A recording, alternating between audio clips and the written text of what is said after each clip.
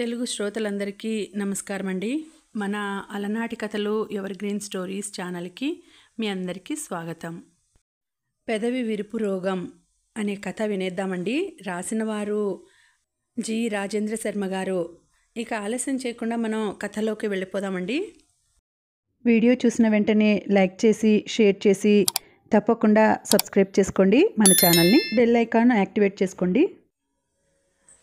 సాయంకాలం ఆరిన బట్టల్ని తీసి నీట్గా మడత పెడుతూ ఉంది జయశ్రీ. ఎంతసేపు మడత పెడతావే? మా వీరమణి అయితే క్షణాల్లో చేస్తుంది పని అంది కాంతమ్మ తన కూతురు గొప్పతనం చెబుతూ. చిరాకుతో జయశ్రీ అత్తగారికి ఎదురు మాట్లాడదాం అనుకుంది. కానీ ప్రతిసారి తన తండ్రి ఉన్నప్పుడు చెప్పిన మాటలు గుర్తుకొచ్చి ఆగిపోతూ ఉంటుంది. తల్లి, తండ్రి, అత్త, మామ, భర్త, ముఖ్యంగా ఈ 5గురు విషయంలో వారి మనసు బాధపడేలా ప్రవర్తించకు. ఒకవేళ వారే నీ మనసు కష్టపడితే సహనం వహించు. అప్పుడది నీ జీవితానికి అవసరమైన తపస్సుగా మారి భవిష్యత్తులో అనుభవించబోయే కష్టాలను రూపుమాపుతుంది. నీ పిల్లల అభివృద్ధికి పెట్టుబడిగా కూడా ఉపయోగపడుతుంది. వారి గూర్చి మనసులో కూడా వ్యతిరేకంగా ఆలోచించకు. ఈ 5గురు ఒకవేళ దొరికితే మంచి గురువు.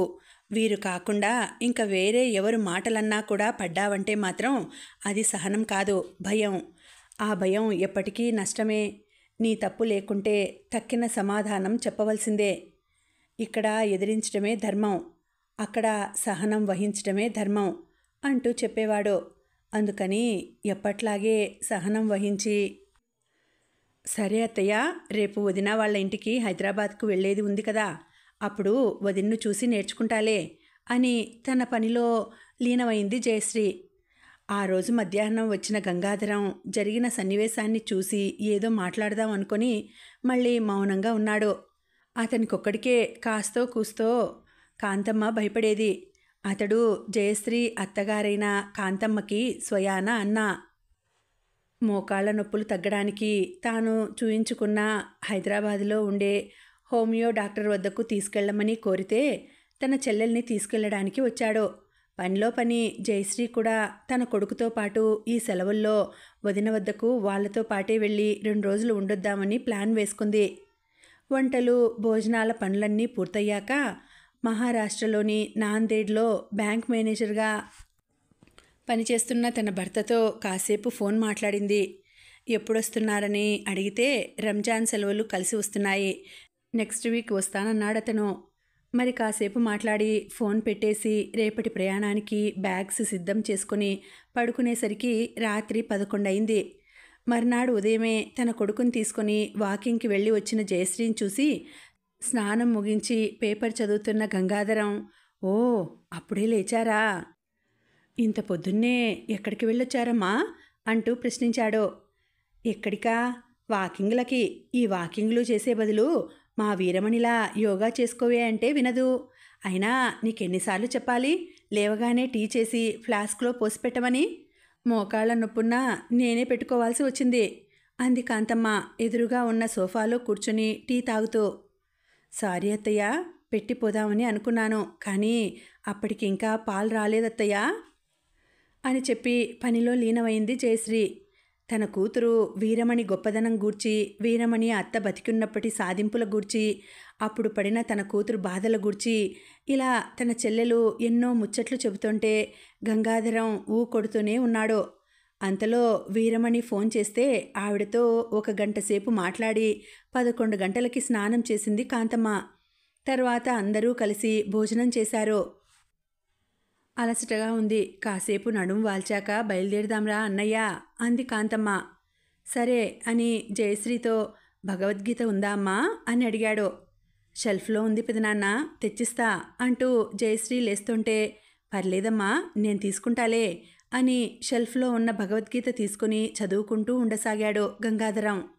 కాంతమ్మ నిద్ర లేచాక అందరూ రెడీ అయ్యి రాత్రి వరకు హైదరాబాదులో ఉండే వీరమణి ఇంటికి చేరుకున్నారు. పలకరింపులు అయిపోయాక వీరమణి వంట ప్రారంభించింది. జయశ్రీ సహాయంగా వెళ్ళింది. వీరమణి తన తల్లితో కబుర్లు చెబుతూ ఉంటే వంట పూర్తి చేసింది జయశ్రీ. భోజనాలయ్యి పడుకునే ముందు బయట ఆరిన బట్టల్ని తీసుకెళ్ళి క్షణాల్లో సెల్ఫ్లో పెట్టింది వీరమణి. రాత్రి 10 గంటలకి అందరూ మాట్లాడుతూ గడిపారు. నిద్ర వస్తుందని జయశ్రీ తన కొడుకుతో పాటు పడుకోవడానికి వెళ్ళింది. ముందు రూంలో ఉన్న దివాన్ మంచంపై గంగాధరం నిద్రకి ఉపక్రమించాడు. ఈ తల్లి కూతుర్లు కలిస్తే ఆత్మీయ ముచ్చట్లకు అంతు ఉండదు అని తన గదిలోకి వెళ్ళి పడుకున్నాడు వీరమణి భర్త. తల్లి కూతుర్లిద్దరూ రాత్రి 1 గంట వరకు పాత బాధలు అవి ఇవి మాట్లాడి పడుకున్నారు. అత్తయ్య, దగ్గరలో గుడెక్కడుంది అంటూ అడిగిన జయశ్రీ మాటలకి మెలకువ వచ్చి చూసింది. కాంతమ్మ, 5:30 అవుతోంది. జయశ్రీ తన కొడుకుతో పాటు అప్పటికే స్నానం ముగించి ఉంది. విసుగ్గా, ఇంత పొద్దున్నే ఏమిటే నీ గోలా? ప్రక్కకే ఉంది, వెళ్ళండి అంది కాంతమ్మ మళ్ళీ పడుకుంటూ. తలుపు తీస్తున్న చప్పుడుకి గంగాధరం లేచాడు. అది చూసి, సారీ పెదనాన్న, డిస్టర్బ్ చేశానా అంది జయశ్రీ. శుభోదయమమ్మా. లేదు, ప్రయాణ అలసట వల్ల ఈరోజు లేవడం కాస్త ఆలస్యమైంది అన్నాడు గంగాధరం చిరునవ్వుతో. జయశ్రీ గుడి నుండి తిరిగి రాగానే, గుడికి వెళ్ళి రావడానికి ఇంతసేపా? పాలొచ్చినట్లున్నాయి చూడు అంది కాంతమ్మ ఎదురుగా ఉన్న సోఫాలో కూర్చొని టీ కోసం ఎదురుచూస్తూ. ఓ సారీ అత్తయ్య, అక్కడ రామాయణ ప్రవచనం నడుస్తోంది. ఇక్కడ పెద్దగా పని ఏమీ ఉండదు కదా అని అక్కడే కూర్చొని కాసేపు విని వచ్చేసరికి 8 అయింది. ఇప్పుడే టీ పెట్టి ఇస్తాను అంది జయశ్రీ. అబ్బా ప్లీజ్, నాకు కూడా జయా అంది అప్పుడే లేచి వచ్చి ఒళ్ళు విడుచుకుంటూ వీరమణి. సరే వదినా, గుడ్ మార్నింగ్ చెప్పరా అత్తయ్యకి అని తన కొడుక్కి చెప్పి చిరునవ్వుతోనే వదినని పలకరించింది జయశ్రీ. స్నానం ముగించుకొని తన బ్యాగ్ నుండి ఏదో చిన్న పుస్తకం తీసుకొని పారాయణం చేసుకుంటున్నాడు గంగాధరం.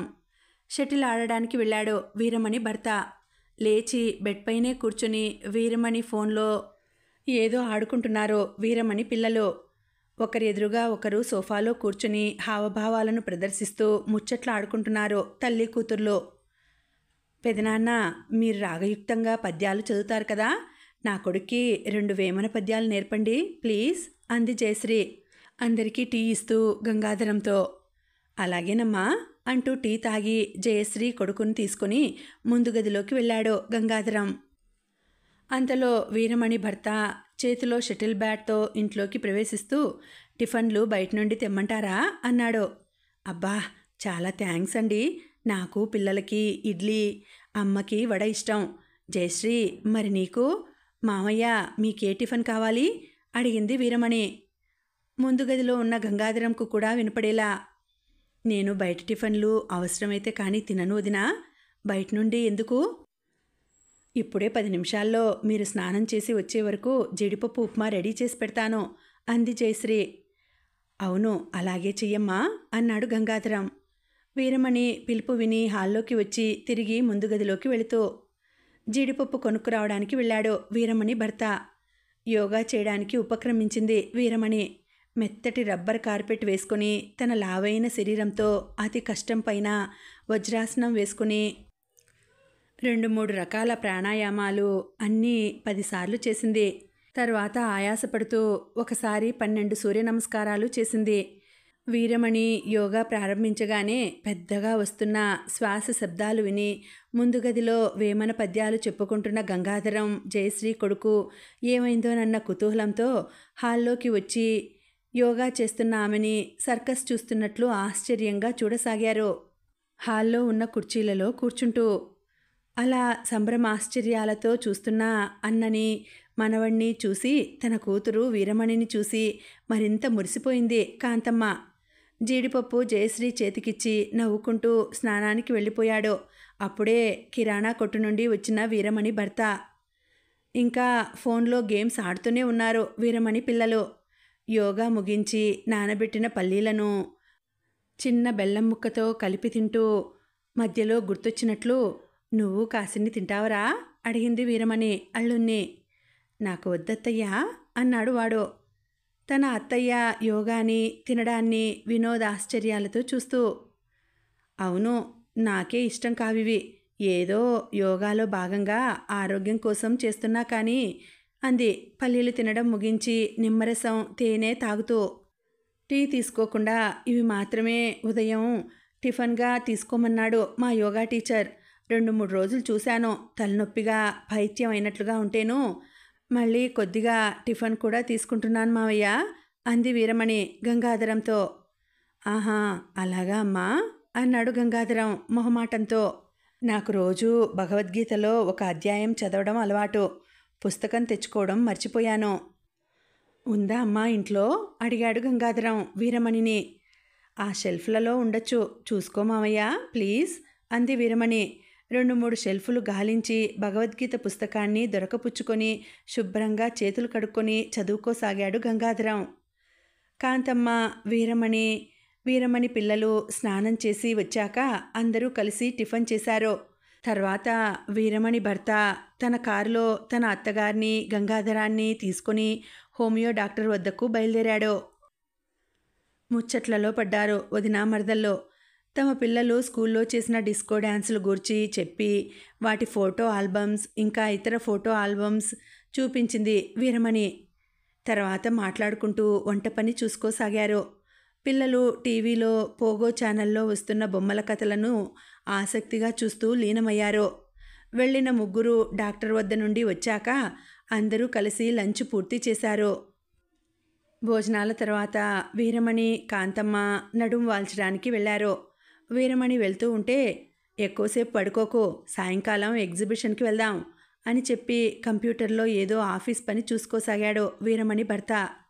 పిల్లలంతా కలిసి క్యారం ఆడసాగారు. గంగాధరం ఏదో పుస్తకం చదువుకోసాగాడు. జయశ్రీ కాసేపు భర్తతో ఫోన్ మాట్లాడి తాను పిల్లలతో కలిసి క్యారం ఆడసాగింది. సాయంకాలం ఎగ్జిబిషన్కు వెళ్ళడానికి సిద్ధమవుతున్న వీరమణితో, నేను అన్నయ్య కూడా ఇద్దరం రాలేంరా వీరు, మోకాళ్ళ నొప్పులు, మీరు వెళ్ళి రండి అంది కాంతమ్మ. తర్వాత మిగతా వారంతా ఎగ్జిబిషన్కు వెళ్ళిపోయారు. ముందు గదిలో పుస్తకం చదువుకుంటున్న గంగాధరం వద్దకు వచ్చి ముచ్చట్లు పెట్టసాగింది కాంతమ్మ. ముచ్చట్ల మధ్యలో తన కోడల కంటే గొప్పగా ఉన్న వీరమణి పనితనం గూర్చి చెబుతూ ఉంటే, ఆపవే నీ వీరమణి బుర్రకథ, ఇలారా నీ వీరమణి పనితనం ఏమిటో చూపిస్తా గాని అంటూ చెల్లెలు చెయ్యి పట్టి హాల్లోకి లాక్కెళ్ళి సెల్ఫులు తెరిచాడు. మొదట ఇంత దుమ్ము, తర్వాత పుస్తకాలు, ఏవో సామాన్ల ముల్లెలు కింద పడ్డాయి. కింద పడిన దుమ్ము వచ్చి కాంతంపై పడితే దగ్గుతూ కళ్ళు నులుముకోసాగింది. తర్వాత బాత్రూంలో ఇష్టం వచ్చినట్లు చెల్లాచెదురుగా ఉంచిన బట్టల్ని చూపించాడు. నీ కోడలు బట్టలు నీటుగా మడత పెడుతూ ఉంటే మీ ఇంట్లో ఏమన్నావు? ఈ పని వీరమణి క్షణాల్లో చేస్తుందని కదా, చూద్దురా అని బట్టల షెల్ఫ్ ఓపెన్ చేస్తే అందులో ఇష్టం వచ్చినట్లు బట్టలు కుక్కి ఉన్నాయి. ఇలా ఫ్రిడ్జ్పై ఉన్న వస్తువులు, తలుపులపై ఉన్న బట్టలు, చిందరవందరగా ఉన్న బెడ్రూమ్లను, పైన పట్టిన సాలీడు గూళ్ళని చెయ్యి పట్టుకొని తిప్పి చూపించాడు. నీ ఇల్లుకు నీ వీరమణి ఇల్లుకు తేడా తెలుస్తుందా నీకసలు? ఇలా దాని ఇల్లు చూడడం తప్పు కావచ్చేమో, కానీ నీ వీరమణి బుర్రకథ విని విని తట్టుకోలేక చూపించవలసి వచ్చింది. అయినా అది నా మేనగోడలేగా, తప్పు కూడా కాదు అన్నాడు గంగాధరం. అన్న చర్యలను మాటలను బిత్తరపోయి చూస్తోంది కాంతమ్మ. ఎందుకు అనవసరంగా ఇక్కడే ఉండిపోయాను? వాళ్లతో కలిసి మోకాలు నొచ్చినా సరే ఎగ్జిబిషన్కి వెళ్ళినా బాగుండేదేమో అని కూడా ఆలోచించింది. అంతలోనే గంగాధరం మళ్ళీ, అరే అలాంటి బంగారం లాంటి కోడలో కూతురో నాకు లేకపోయిందే అని జయశ్రీని చూసినప్పుడల్లా అనుకుంటాను. అలాంటి బంగారాన్ని చూస్తూ స్వాతికిరణం సినిమాలో మమ్ముటిలా ఎప్పుడూ పెదవి విరుస్తూనే ఉంటావు. చాలామంది నేను పెదవి విరవడానికే పుట్టాను అన్నట్లుగానే ప్రవర్తిస్తుంటారు. నీలాగే ఒకరికి గ్రూప్ 1లో ఉద్యోగం వస్తుంది. అబ్బే అతనిదేం గొప్పండి, 10 లక్షలు లంచం పెడితే ఇచ్చారంట ఉద్యోగం అని పెదవి విరిచి ప్రచారం చేస్తారు. ఒకరు రాత్రింబవళ్ళు కష్టపడి ఒక గొప్ప పుస్తకాన్ని రాస్తారు. అర్థం చేసుకునే జ్ఞానం లేని మీరు అబ్బే అని పెదవి విరిచి ప్రచారం చేస్తారు. వేరొకరి కొడుకు ఫస్ట్ ర్యాంక్ తెచ్చుకుంటాడు. అబ్బే అంతా కాపీ కొట్టాడు. ఆ బాబు గురించి నాకు ముందు నుండి తెలుసు, ఏదో గూడుపుటాని జరిగింది అని పెదవి విరిచి ప్రచారం చేస్తారు. మళ్ళీ వీళ్ళే తమ దగ్గరికి వచ్చేసరికి మరో రకంగా ప్రవర్తిస్తారు. తమ కొడుకు కూతురు గొప్పదనం గూర్చి ప్రచారం చేస్తారు. తమ గురించి గొప్పగా ప్రచారం చేసుకుంటారు. ఇదొక అభిజాత్యం, మానసిక రుగ్మత అన్నాడు గంగాధరం ఒకానొక చికాకుతో కూడిన ఆవేశంతో. కాంతమ్మ ఆ బిత్తర నుండి ఇంకా బయటకు రాలేదు. గంగాధరం మళ్ళీ ఏదో గుర్తుకొచ్చినట్లుగా, ఇంకా ఏదో అన్నావే, గుర్తు రావడం లేదు. ఆ, వాకింగ్లట, వాకింగ్లని కదూ. మీ వీరమణిలా యోగా చేయాలా? ప్రొద్దున చూశాగా మీ వీరమణి యోగా, అది నీ కోడలు నేర్చుకోవాలా? కనీసం అటూ ఇటూ కూడా నడవకుండా ఎప్పుడూ కూర్చొని అయితే ముచ్చట్లు పెట్టడం, లేకపోతే టీవీ సీరియళ్ళు చూడ్డం. ఇలా నీ అలవాట్లు, నీ గారాభం వల్లనే నీలాగే వీరమణిలా లావుగా తయారైంది. తర్వాత నొప్పులు, అలర్జీలు, అవస్థలు, అనారోగ్యాలతో యోగాకు వెళుతోంది. యోగా అంటే ముక్కు నుండి ఓ 4 శబ్దాలు తీసి నానబెట్టిన పల్లీలు తిని నిమ్మరసం తాగడం కాదే. యోగా అంటే శరీరంపై అదుపు. యోగా అంటే మనసుపై అదుపు. యోగా అంటే నీలా ఒక 10 నిమిషాలు కూడా టీ కోసం ఆగలేకపోవడం కాదు. నోటికొచ్చిన మాటలు మాట్లాడటము కాదు, నాలుకపై అదుపు సాధించడం. యోగా అంటే ఏదో స్పృహ లేకుండా బ్రతకడం కాదు, జీవించడం. యోగా అంటే తన భ్రమలు, మమకారాలతో కూడిన తనని తీసుకెళ్ళి అసలైన తనతో కలిపేయడం. ఇదంతా నీ కోడలు క్రమంగా సాధిస్తూనే ఉండడం నీకు అర్థం కావడం లేదా? పెళ్ళి అయినప్పుడు ఎంత చక్కగా ఉందో, ఇప్పుడు అలాగే తన రూపాన్ని కాపాడుకున్న నీ కోడలికి శరీరంపై ఉన్న స్పృహ నీకు అర్థం కావడం లేదా? నువ్వు ఎంత రెచ్చగొట్టేలా మాట్లాడినా ఒక్కనాడు కూడా పల్లెత్తు మాట అనని నీ కోడలి మానసిక స్పృహ నీకు అర్థం కావడం లేదా? తన సంతానాన్ని పెంచే విధానాన్ని చూసి నీ కోడలికి పెంపకం, ప్రేమ పట్ల ఉన్న స్పృహ నీకు అర్థం కావడం లేదా? తన పర అనే భేదం లేకుండా మరో ఇంటికి వచ్చి కూడా అంతే శ్రద్ధగా చేసే పనితనం నీకు కనిపించడం లేదా? మళ్ళీ ఇంకోసారి నీ వీరమణి బుర్రకథ నాకే కాదు, ఇంకెవరికైనా చెప్పావో చూడు అన్నాడు గంగాధరం చివరకు శాంతిస్తూ. నువ్వు చెప్పేవన్నీ నిజమేరా అన్నయ్యా? నా ముందు అన్నావు, కానీ ఇవన్నీ కోడల ముందు అనకురా, దానికి నేనంటే భయం లేకుండా పోతుంది అంది కాంతమ్మ బిక్కుబిక్కుమంటూ భయపడుతూనే. ఎంత చెప్పినా నువ్వు మారవే, అర్థం కూడా చేసుకోవు. అందుకే చిన్నప్పుడు లెక్కలు చెబుతానంటే సరిగ్గా నేర్చుకోకపోతివి. లెక్కలు వచ్చే వాళ్ళకి లాజిక్, ఆలోచనలు అర్థమవుతాయి. కోడళ్ళకి అత్త మీద ఉండాల్సింది భయం కాదే, భక్తి, గౌరవం, తన అన్న ప్రేమ. అది నీ కోడలికి సంస్కారంలోనే ఉందే. అది ఇంకొకరి మాట వల్ల చెడిపోయేది కాదది. అందరూ మిమ్మల్ని ఎందుకు భరిస్తున్నారో తెలుసా? మిమ్మల్ని రక్షించేది మీ అమాయకత్వము, బోలాతనమేనే చెప్పాడు గంగాధరం. ఇప్పుడు నన్నేం చేయమంటావురా అన్నయ్య అడిగింది కాంతమ్మ బేలగా. ఏం చేయాలా? మొదట నీ దగ్గర ఉన్నది బంగారం అని గుర్తించు. తర్వాత అది మిరిమిట్లు గొలిపే ప్రేమానురాగాలనే రత్నాలు పొదిగి అందమైన ఆభరణమై నీకు, నీ వంశానికి కూడా అందాన్ని, ఆనందాన్ని కలిగిస్తూ ప్రకాశిస్తుంది అన్నాడు గంగాధరం. సరేరా అన్నయ్య అంది కాంతమ్మ చేసేది లేక అమాయకంగా కళ్ళు మిటకరిస్తూ. ఈ వయసులో కాంతమ్మకి పెదవి విరిచే రోగం తగ్గుతుందని గంగాధరం అనుకోలేదు. కానీ మరునాడు ఉదయం జయశ్రీ గుడికి వెళ్ళి వచ్చేసరికి స్నానం పూర్తి చేసుకుని తానే స్వయంగా టీ కాచి కోడలికి ఫ్లాస్క్లో పోసిపెట్టి 2 కప్పుల్లో టీ తీసుకొచ్చి తనకో కప్పు టీ ఇచ్చిన చెల్లెల్ని చూసి లోలోన కొంత ఆశ్చర్యపడుతూ రోగానికి తగిన ఔషధం గట్టిగానే పడ్డట్టయింది అనుకున్నాడు ముసిముసిగా, లోలోన నవ్వుకుంటూ. కొసమేర్పు ఏమిటంటే గుడి నుంచి వచ్చాక జయా ఫ్లాస్క్లో టీ చేసి పెట్టానే, వెళ్ళి తాగమ్మా అంటూ ప్రేమగా చెబుతున్న అత్తగారిని చూసి బిత్తరపోవడం ఈసారి జయశ్రీ వంతైంది. కథ సమాప్తం. మళ్ళీ వచ్చే వీడియోలో మళ్ళీ మరొక మంచి స్టోరీతో కలుసుకుంటానండి. అంతవరకు సెలవు, నమస్తే. మన చుట్టుపక్కల కూడా ఇలాంటి పెదవి విరిచే వాళ్ళు చాలామంది ఉంటారు. వారందరితోనూ మనం చాలా జాగ్రత్తగా ఉండాలి.